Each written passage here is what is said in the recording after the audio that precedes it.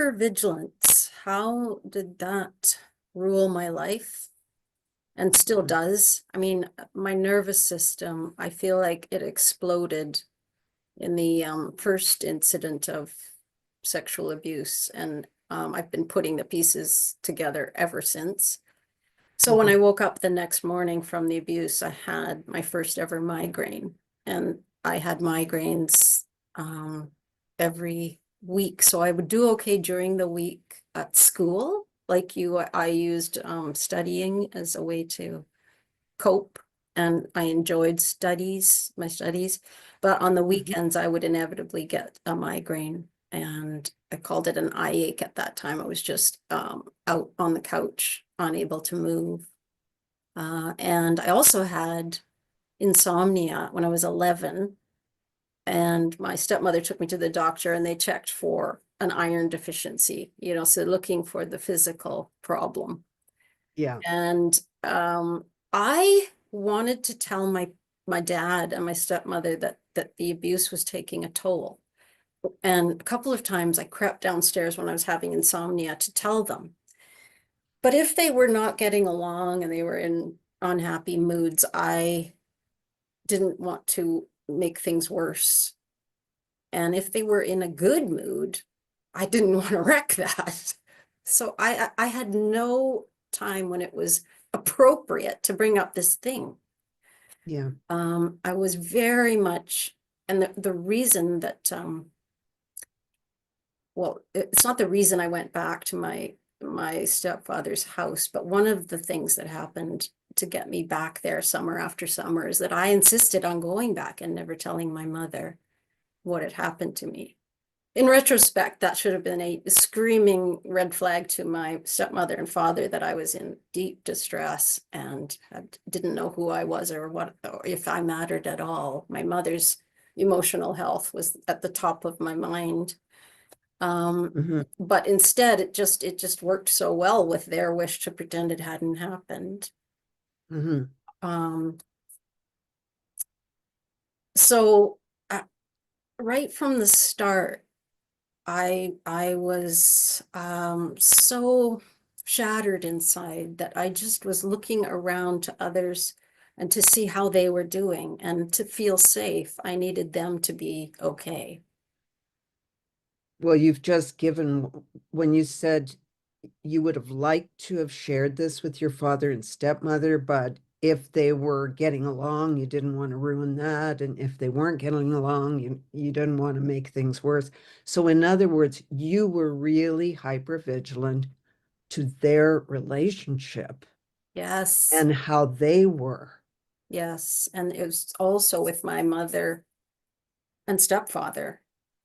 Was a really volatile, toxic relationship that I was in the middle of, and I would do anything to make it better, and just at such expense to myself. So starting that young with those kind of coping strategies, and then being a compassionate person anyway, it got so enmeshed that this caring for others was also kind of hijacked by this desperate need for other people to be feeling safe and well, so that I could be safe and well. I couldn't afford to take my attention off them to go inside and make myself safe and well.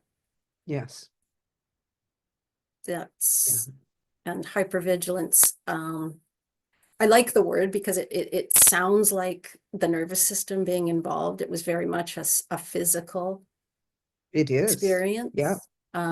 of just being always clenched and so prone to migraines as a result. Yeah. And your senses are on full alert all the time. That's right. Yeah. Which isn't good for your whole system. It's exhausting. Yes. It's pretty much the equivalent of having your breath held most of the time. If it isn't that, it's as destructive as that. You're not getting the oxygen you need. Yeah. Yeah. Well, So there's not enough oxygen in the air around you to breathe. That's what it strikes me as. There isn't enough oxygen for everyone. Uh-huh. And the other people, my parents, the teacher, and so on, they took up so much space in my life that there was only this tiny little space that I had to occupy. Yes. Now, that actually brings me to another part of our conversation, but we can touch on it here, is the space being taken up by adults who, are maybe emotionally not available, not very mature, or lost in their own addictions, all sorts of things that can take up a lot of room, but especially pedophilia. We talked about it before, then adults' need for a child in a sexual way is kind of the ultimate in taking up so much space. You're negated to a degree that pretty much I can't think of anything else aside from, extreme physical violence that goes so deep in terms of taking up the space that was intended for you. I totally agree with you. I mean, even the teacher who was the pedophile was even physically large. Like he had a huge head, he was fat, um, he had fat hands. He was a large person, and we were all children. So even that Yeah. aspect of the physical space was taken up, and then the physical space of the classroom was tainted, is how I look at it, because he was breathing that air in and out and filled the classroom, and we had no choice but to breathe that same air. Right. And I was hyper vigilant also about him.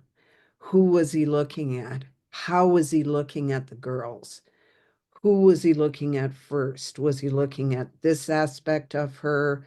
Would he see something about me, like the little Mhm. incident about my crinoline? He Yeah. came up to me, kneeled down beside my desk, so his face was at my level, and peeled back my skirt so that he could see my crinoline. Now, normal teachers don't do that. Mhm. They don't admire your underclothing Mhm. in the classroom. Uh-huh. So while it may seem like a small event, it was an invasion. Uh-huh. It's And so there were all these, what I call micro invasions uh-huh. occurring Yes. all the time. So I had to be hyper vigilant. Mhm. The legacy of childhood sexual abuse running through my life. In my early adulthood, so from age 17 to 24, I was severely bulimic. And I think just trying to gain some control over completely chaotic way of living. I didn't have any ground, really. I didn't feel any support. I did go to a psychiatrist and didn't tell her about the abuse because I thought, well, if I tell her, she's just going to put everything on that and say that's why I'm so messed up. And how could that one incident have done this? Like, I must be such a weak person if this one incident, which it wasn't, but even if it had been, it's Yeah. catastrophic. I just didn't want to, I guess I was afraid. I was so in my shame that I Yes. was afraid of how humiliated I would feel if my therapist said, yep, that's where it all stems from. So I was trying to get help, but I couldn't really be honest enough to get the help. So I overcame bulimia by I read a book about it and said, deal with the feelings that come up or feel the feelings that come up. It was almost like an early form of mindfulness to Yes. just the feelings come up rather than stuff them down. And it was always guilt. It was so much guilt and shame that I didn't love my parents. I did not know why. I was so afraid of them. And that seemed like a very deep betrayal of them. Let's see, other things. Bad relationships with men, but especially with women. Friendships where, and this I think is owing to my mother and my stepmother, who really used me as confidants, which I know you can relate to. I do. Yes. Yeah. And so this feeling that I was to sit there and absorb unhappiness of my women friends, not in a way that was helping that other person come to terms with themselves, understand themselves, and move as a result. More like they were venting this terrible whatever, just enough so they could stay completely stuck where they were. Right. And I Yeah. had, It's like releasing the steam, it is, and then you put the lid on the pot again. it's literally venting. Yes. So I had so many relationships like that I called friendships, and they were so debilitating. Yeah.